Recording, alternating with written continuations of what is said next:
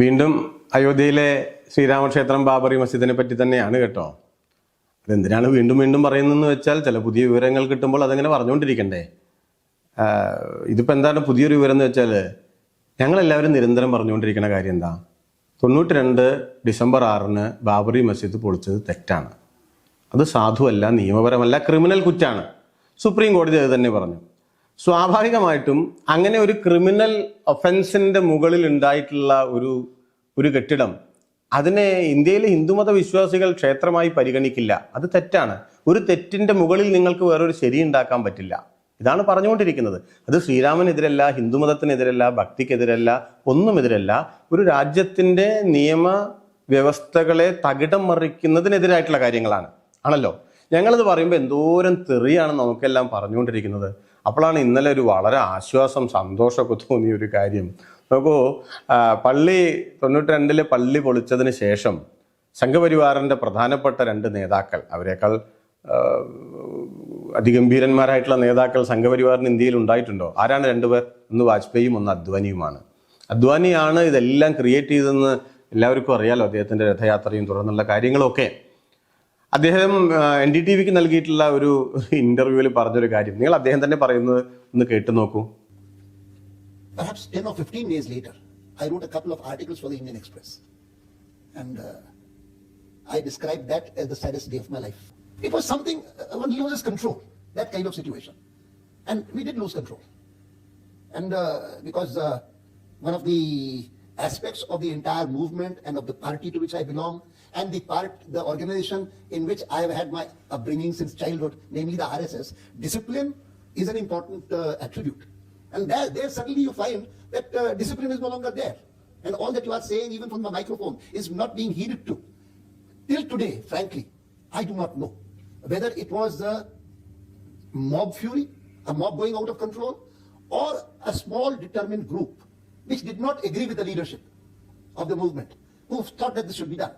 I'm not clear in my mind, frankly. No, not the movement. No, the demolition. Yes, it's a terrible mistake, no doubt about it.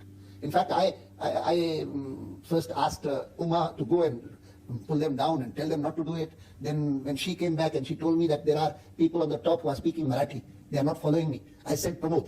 Pramod went there and he also came back disappointed. And then I told the police officers who were with me that I would like to go there. They said, no, we will not allow you to go. We could not see the whole thing. Would you also say in a way, self-critically, that it was a failure of leadership, that you were playing with fire that got out of control? It is a failure, of course. I would not deny that. And I remember the RSS leader, Raju Bhaiya, who was not there on the spot. His statement the next day said 3 things. Firstly, I condemn this demolition. Secondly, the words that he used were, it is against the ethos of the Sangha Parivar. And third, it has been a damage inflicted on our cause. Now this is the reflection, and I agree with what he says. It's the 3 lines which fully reflect what is our feeling. Those who are totally identified with the movement as such, but who see this demolition as something wrong. എന്താണ് അദ്ദേഹം പറയുന്നത്? എൻ്റെ ജീവിതത്തിലെ ഏറ്റവും സങ്കടകരമായ ദിവസമാണ് 92 December 6 എന്നാണ്, അല്ലേ? ഇപ്പോഴെന്താണ് സംഘപരിവാറിന്റെ ഈ ആളുകൾ നാട്ടിൽ കൂടെ ഒക്കെ പറഞ്ഞുകൊണ്ട് നടക്കുന്നത്? ഈ പള്ളി അങ്ങനെ കാറ്റിലും മഴയിലും പൊളിഞ്ഞു പോയതൊന്നല്ല, ഞങ്ങൾ ഇടിച്ച് നിരത്തിയതാണ്, ഞങ്ങൾ നിരത്തും, ഇനിയും നിരത്താൻ കിടക്കുന്നുണ്ട് എന്ന് പറയല്ലേ. അപ്പോഴാണ് ഇദ്ദേഹം പള്ളി പൊളിച്ചതിനെ തുടർന്ന് നടത്തുന്ന അതിൻ്റെ സൂത്രധാരനായിട്ടുള്ളൊരു മനുഷ്യൻ, ആ മൂവ്മെന്റിന്റെ സൂത്രധാരനായിട്ടുള്ളൊരു മനുഷ്യൻ പറയുന്നത് നോക്കൂ, ഇത് ഞങ്ങൾക്ക് കൺട്രോൾ പോയി, കർസേവകർ വന്ന് അതിന്റെ മുകളിൽ കയറി, അപ്പം ഞങ്ങൾക്ക് നിയന്ത്രിക്കാൻ പറ്റിയില്ല. അതിനിടയ്ക്ക് ഒരു ചോദ്യം വരുന്നുണ്ട്, നേതൃത്വത്തിന്റെ ഒരു പരാജയമാണോ? ഒരു സെക്കൻഡ് നേരം ഒന്ന് സംശയിച്ച് അദ്ദേഹം അത് സമ്മതിക്കുന്നുണ്ട്, അതേ പരാജയമാണ് എന്ന് പറയുന്നുണ്ട്. ഈ ഒരു തെറ്റായ കാര്യം സംഭവിച്ചു. അന്നത്തെ RSSന്റെ ചീഫിനെ അദ്ദേഹം ഉദ്ധരിക്കുന്നുണ്ട്. 3 കാര്യങ്ങൾ RSS നേതാവ് രാജു ഭയ്യ പറഞ്ഞതായിട്ട് പറയുന്നുണ്ട്, അല്ലേ? നിങ്ങൾ നോക്കൂ, അദ്ദേഹം പറയുന്നത് അദ്ദേഹത്തിന്റെ തന്നെ വാചകത്തിൽ നിന്ന് അത് നമുക്ക് കേൾക്കാവുന്നതേ ഉള്ളൂ. RSSന്റെ സംഘപരിവാറിന്റെ നയങ്ങൾക്കും സമീപനങ്ങൾക്കും എതിരായിട്ടാണ് ഈ പള്ളി പൊളിച്ചിട്ടുള്ളത്. അതുകൊണ്ട് ഞാനതിൽ ക്ഷമ ചോദിക്കുന്നു എന്ന് അന്നത്തെ RSS ചീഫ് പറഞ്ഞു. അത് അദ്വാനിയും ആവർത്തിച്ചു. എന്താണ് ഇന്ത്യയുടെ മുൻ പ്രധാനമന്ത്രിയായിരുന്ന വാജ്പേയി പറഞ്ഞത്? What happened in Ayodhya on 6th was very unfortunate. It should not have happened. We tried to prevent it. but we did not succeed. We are sorry for that.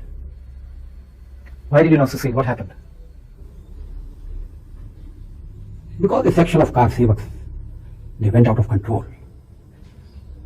And they did something which was not to be done. A clear assurance was given that no damage will be allowed to be caused to the disputed structure. And that assurance was not kept up. That's why we are sorry. ഹിന്ദുത്വത്തിൻ്റെ സൗമ്യമുഖം എന്ന് അക്കാലത്ത് എല്ലാവരും പ്രചരിപ്പിച്ചിരുന്ന ആളല്ലേ. അദ്ദേഹം പറഞ്ഞു തെറ്റാണ്, ഞാൻ മാപ്പ് ചോദിക്കണമെന്നായി പറഞ്ഞു. കർഷകരെ നിയന്ത്രിക്കാൻ സാധിച്ചില്ല, അത് തകർക്കാൻ പാടില്ലായിരുന്നു എന്ന് വാജ്പേയി പറഞ്ഞു. അപ്പോൾ 30 കൊല്ലം മുമ്പ് തകർക്കാൻ പാടില്ലായിരുന്നു, തെറ്റായിരുന്നു എന്ന് അതിൻ്റെ തന്നെ നേതാക്കൾ പറഞ്ഞൊരു കാര്യം ഇപ്പോൾ നമ്മൾ ആവർത്തിക്കുമ്പോൾ അതിൻ്റെ താഴെ തെറി വരികയാണെങ്കിൽ നമ്മൾ കരുതേണ്ട കാര്യം എന്താ? ഈ തെറിയിൽ ഒരു 99% അദ്വാനിക്കും വാജ്പേയിക്കും അവകാശപ്പെട്ടതല്ലേ, രാജു ഭയ്യയ്ക്ക് അവകാശപ്പെട്ടതല്ലേ, അന്നത്തെ എൻറ്റയർ RSS നേതൃത്വത്തിന്, സംഘപരിവാർ നേതൃത്വത്തിന് അവകാശപ്പെട്ടതല്ലേ? അപ്പൊ ഇതന്നെയല്ലേ പൊന്നാര ചേട്ടന്മാരെ ഞങ്ങളും പറഞ്ഞുകൊണ്ടിരിക്കുന്നത്? ഈ പള്ളി പൊളിച്ചത് തെറ്റാന്ന് തന്നെയല്ലേ ഞങ്ങളും പറഞ്ഞുകൊണ്ടിരിക്കുന്നത്? അത്രയല്ലേ പറയുന്നുള്ളൂ. അതിനല്ലേ സുപ്രീം കോടതിയും പറഞ്ഞത്. പക്ഷെ ഇവിടെ നമ്മൾ തെറ്റിദ്ധരിക്കാൻ ഇടയുള്ള ഒരു കാര്യമുണ്ട്. അതെന്താണെന്നറിയോ? ഇപ്പോൾ എൻ്റെ ഇതുവരെയുള്ള ഈ സംസാരം കേൾക്കുമ്പോൾ നിങ്ങൾക്ക് എന്ത് തോന്നും? ഓ, അദ്വാനിയും വാജ്പേയിയും ഒക്കെ എത്ര നല്ല ആൾക്കാർ, രാജുഭായി എത്ര നല്ല ആള്, പക്ഷെ ഇപ്പോൾ ഇവർ കുറച്ച് ഹാർഡ് കോർ ആയിട്ടുള്ള ആൾക്കാരാണ് എന്ന് ഒരു പക്ഷേ സംഘപരിവാറിന് വെളിയിലുള്ളവർ കരുതും. സംഘപരിവാറുകാർ കരുതില്ല. അതുകൊണ്ട് അവർക്ക് ഉറപ്പുണ്ട് ഈ തെറിയൊക്കെ എനിക്കുള്ളതാണ്, ഇത് വാജ്പേയിക്ക് പോവില്ല. എന്തുകൊണ്ട് പോവില്ല? ഒരാൾ തന്നെ പല നാക്കുകൊണ്ട് സംസാരിക്കുക എന്നതാണ് ഹിന്ദുത്വ രാഷ്ട്രീയത്തിന്റെ രീതി. അപ്പൊ പലരുടെ കാര്യമെടുത്താലോ, 2 പേർ 100 തരത്തിൽ സംസാരിക്കും. ചിലതിനെ പറ്റി പറയും, അതിന് ഘടകവിരുദ്ധമായ കാര്യങ്ങൾ മറ്റു ചിലർ പറയും. വേറൊരാൾ ഈ 2 അല്ല, 3-മത്തൊരു ശരിയാണ് എന്ന മട്ടിൽ പുതിയൊരു കാര്യം പറയും. 4-മത്തെ ഒരാളോ ഇതിലൊന്നും പെടാത്ത ബുള്ളറ്റ് ട്രെയിനിനെ പറ്റി പറയും. ഇങ്ങനെ നാനാതരം മനുഷ്യർ പല നാക്ക് കൊണ്ട് സംസാരിക്കുന്ന രാഷ്ട്രീയ പദ്ധതിയാണ് ഹിന്ദുത്വം. അതുകൊണ്ട് അവർക്ക് അവരെ പറ്റി തെറ്റിദ്ധാരണയില്ല.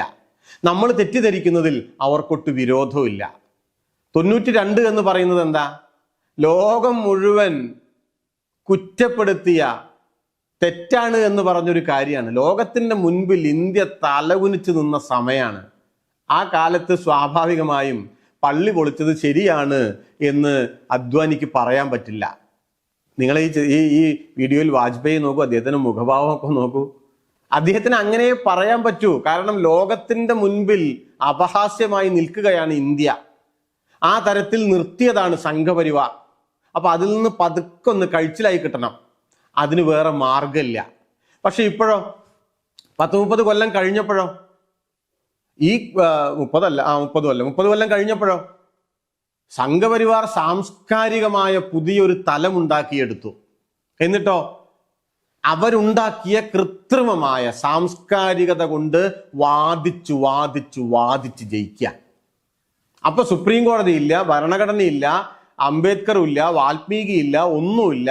പണ്ട് തെറ്റായിരുന്നു എന്ന് തങ്ങളുടെ നേതാക്കൾ പറഞ്ഞതിനെ തന്നെ മറന്നുകൊണ്ട് ആ ചെയ്തത് ശരിയായിരുന്നു എന്ന് നിരന്തരം പറഞ്ഞുകൊണ്ടിരിക്കുക. അത് തെറ്റായിരുന്നു എന്ന് പറയുന്നവരെ ആക്രമിക്കുക. വാക്കുകൊണ്ടും ശരീരം കൊണ്ടും ഏത് തരത്തിലാണെങ്കിലും ആക്രമിച്ച് നിശബ്ദരാക്കാൻ ശ്രമിക്കുക.